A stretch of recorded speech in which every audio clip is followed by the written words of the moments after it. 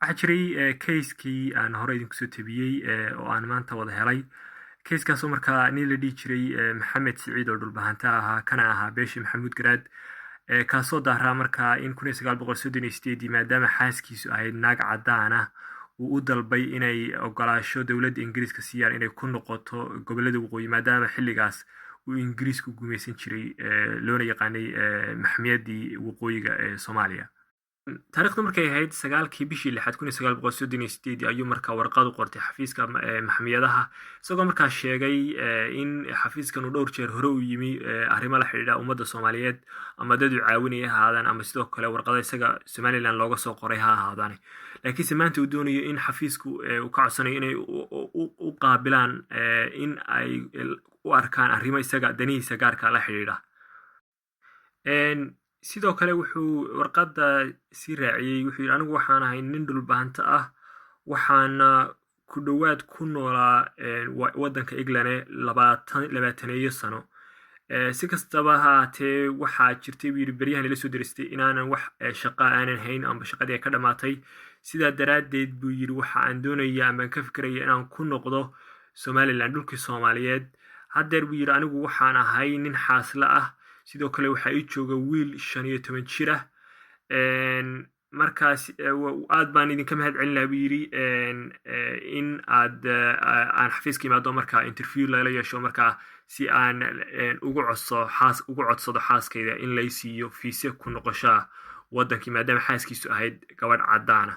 dabcan maxamed siciid buu ku qoray halkan uu markaa ku saxeexay warqadda. sidoo kale iyadana waxaa xusid mudan warqadan inaan idin sheego oo markaa maxamed siciid waa ninkan dhulbahantay markuu codsigiisa u gudbiyey xafiiska maxmiyadaha inay markaa iyagu dhexdoodu ay waraaqo isu diriyeen, waa nimankan ingiriiska oo markaa iyagoo leh halkanna wuxuu leeyahay maxamed siciid oo markaa codsigiisi noo soo dirsaday, dabcan dhulbahantay kasoo jeeda beesha maxamuud garaad, isagoo noo sheegay inuu waddanka ku noolaa ilaa 32 sano. isagu markii hore wuxuu yidhi ku dhawaad 20 sano, laakiin halka ay ka keeneen ma garanayo. isagoo markaa haddeer doonaya amba ujeedadiisu tahay inuu waddanka Soomaaliyeed ku noqdo oo Somaliland, dhulka Soomaaliyeed. laakiinse waxay xuseen in Siciid's wife xaaskiisu ay tahay ay isqabaan amba uu qabo 16 sano, iyadoo markaa asalkeedu ay tahay buu yidhi French oo waddanka Faransiiska u dhalatay, laakiinse buu yidhi wax ku baratay labada dowladood ee waddanka Faransiiska iyo England oo markaa uu this country uga jeedo. waxa uu markaa rabaa buu yidhi waa maxamed siciide in loo ogolaanayo xaaskiisa maadaama ay caddaan tahay inay waddanka dhulka Soomaaliyeed kula noqoto iyo in kale.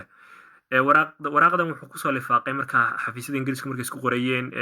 waraaqo hore oo markaa la xidhiidhay kees ka horreeyey oo markaa nin la dhihi jiray Ismaaciil Nuur oo markaa 1923 sidaas si naag caddaan intuu guursaday waxa uu yidhi waxaan kula noqonayaa Somaliland ama dhulka Soomaaliyeed ama gobollada waqooyi, isagoo markaa ninkaas naagta caddaan tahay ilaa iyo cadan markuu la tegay inkastoo kiis kala yahay loo diiday oo markaa loo ogolan waayey inuu markaa waa Ismaaciil Nuure in markaa uu naagtiisa caddaanka gobollada waqooyiga la tago. mar kale naag kale ayuu guursaday, haddana naagti kalena waa loo diiday labadaba inuu la tago. dabcan keeskaasuna magaranaysa in yaroo la yara socotay keeskan ay ahayd. si kastaba ha ahaatee waraaqihii way sii waa isla warqad kale waxay leeyihiin mudane maxamed siciid waxa uu xafiiska soo wacay 20kii June. Master Boyd oo markaa ninka xafiiska mala haystay iyo aniguba waanu aragnay. Master mudane maxamed siciid weeyo ninka dhulbahantay wuxuu noo sheegay buu yidhi inuu waddankan ku noolaa 32 sano, haddeerna uu bilaa shaqaya shaqadii ka dhammaatay, wuxuuna doonayaa inuu ku noqdo dhulka Soomaaliyeed waa Somaliland. markaa wuxuu doonayay inuu xaaskiisa sii kaxaysto, taasoo markaa iyadu dhalasho Faransiisa amba waddanka Faransiiska u dhalatay. waxay sidoo kale wax ku baratay sida hore idinku sheegay warqadii horeba waddanka Faransiiska iyo waddanka Ingiriiska England. wuxuu haystaa wiil oo markaa 15 jir ah. hadafkiisu wuxuu ahaa anaga noo soo wacay oo markaa noo soo duntay yani amba nu weydiinayay in markaa xaaskiisa loo ogolaanayo inay Somaliland kula noqoto iyo in kale. sidoo kale waxaa isna muhiim mudan inaan idin sheego, wuxuu yidhi Master Siciid waa ninkan maxamed siciide waxa uu doonaya ujeedadiisu inay tahay inuuna ku noqonayn markuu waddanka tago inuuna tegin carro dhulbahantay calaashan burco uu tegayo. markaa waa sida ay iyagu sheegeen. isku soo wada duubo keeska noocan oo kale buu yidhi hal mar bay dhacday markaan raadiyey waxaanan helay waraaqo la xidhiidha ninka la dhaho Ismaaciil Nuur oo keiskiisu ahaa 1923 ninka dhulbahante marka laga reebo kaasoo markaa isagu tegey Cadan waa wadanka Yamane isagoo markaa xaaskiisii cadaanka ahayd wata isagoo markaa baasaboorka Ingiriiska wata waa ninka Ismaaciil Nuur ee Soomaaliga governorka iyo colonial office-ka labadaba waxay u maleeyeen waxaan la jeclaysan karin oo markaa ah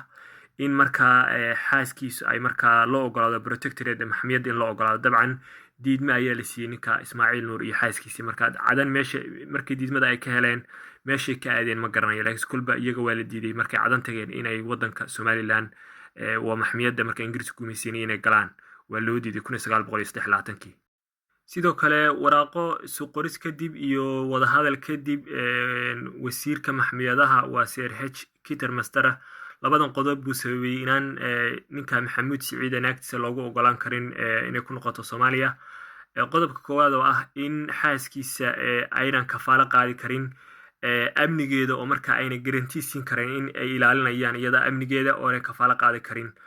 si qodobka labaad in marka laga eego dhanka siyaasadda ayna arrinkan arrin wanaagsan ahayn maadaama sidoo kale ay ka cadhaysiinayso dadka muwaadiniinta gobollada waqooyi waa dhulka Soomaaliyeed ay markaa arkaan nin Soomaaliya naag European wata way ka xanaaqayaan amba way ka cadhaysiinaysaa dadka Soomaaliyeed marka sidaa daraadeed labada qodob buu yiri uma ogolaan karno isku soo duubo way dheer tahay dabcan doodu laakiin halkan waxa ku qoran markaa case-ka la mid ah oo ninkii la jiray Ismaaciil Nuur hore idinka sheekay 1923 ayaa mar 2 sano kadib wuxuu guursaday naag kale oo cadaan ah 1925 kadibna isla sidaas leeg waan u diidnay bay dhahay isagoo markaa tusaale case-kan ka dhigtay mar kale naag cadaan u guursaday oo markan labaad isna markaa waa loo diiday oo xataa isaga baasaboorkii waa laga qaaday waa sida ay sheegayaan sababta naagta cadaanka uu markaa labaad guursaday iyo inuu wadanka kula noqdo daraadood in markale loo ogolaado baasaboorka ma hubo laakiinse maadaama sidoo kale Ismaaciil Nuur uu hablo lahaa oo naag cadaan ka dhalayna iyo wiilasha kaliya loo ogolaaday markii dambe laakiinse aakhirkii hablihiina waa laga dabageeyay waa loo ogolaaday inay walaaladood la midoobaan oo markaa Soomaaliya ay ku wada noqdaan qodobadii markaa wasiirku soo sheegay maaha mid xakameynaysa oo amba sabab u noqon karta in loo diido marka sharciga loo eego Maxamed Siciid sidoo kale waxay dhaheen ninkan waa nin aad xariif oo intelligent ah ninkan waa ninkan dhulbahante oo marka hadaynu u diidnay wiil anaga qodobadan eegayna